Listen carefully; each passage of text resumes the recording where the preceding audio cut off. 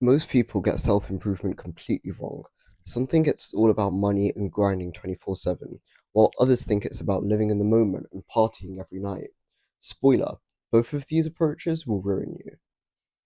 The truth is, self improvement isn't about going to the extremes, it's about improving everything: mind, body, social life, and finances, methodically and sustainably. Let me show you how. So this shit crazy. Someone tell DJ Khaled say another one. Aye, I CBA, so I'm not even talking.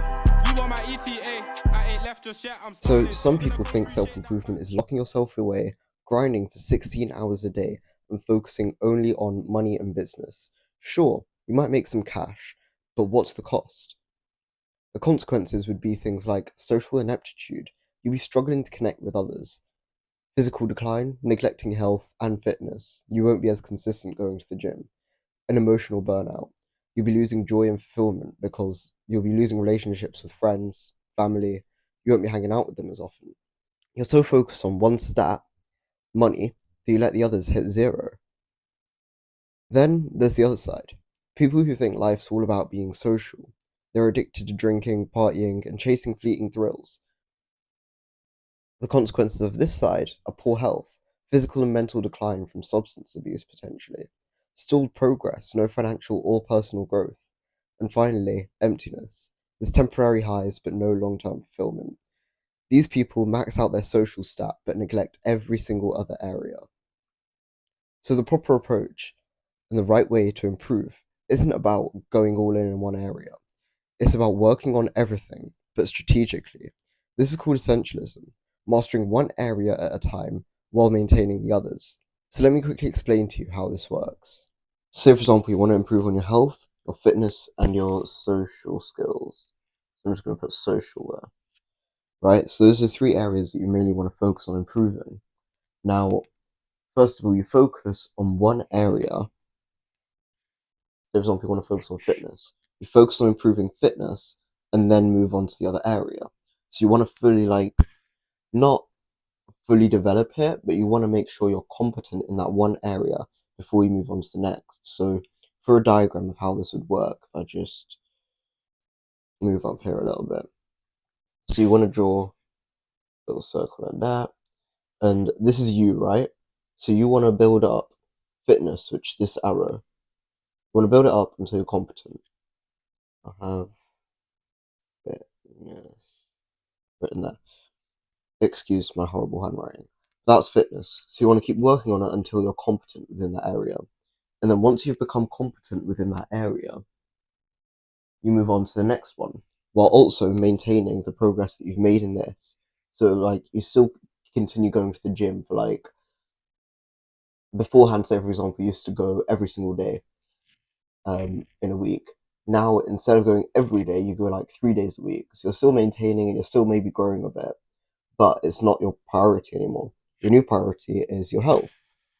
So you take your health and then continue building on that and making that your priority. Nice. Health. So because you've made health now your new priority, you're building this one while also maintaining that one. And then the next one will be social skills. So do that and that. So the idea here is that you build up each one until a level that you're competent, and then you decrease the level of importance or priority that it has while still maintaining it. So you still maintain your progress and the level that you've got in it. And you're also maybe improving it slightly, but the focus then shifts into the next one. So you can build that one up while maintaining the previous one. And that's the whole idea of essentialism. I'll explain this in more detail in the next clip. So the benefits of this: you won't become a socially awkward grind machine or a burnout party kid. You'll become a well-rounded person with competence in all areas. And by focusing on one thing at a time, you avoid overwhelming yourself, and the progress you make actually sticks. So each area of self-improvement boosts the others as well. So when you're fit, you're more confident socially. When you're more social, you build better business connections. Everything works together. So in order to start off with essentialism, you want to assess your current stats. So ask yourself, are you physically weak, financially broke, struggling socially?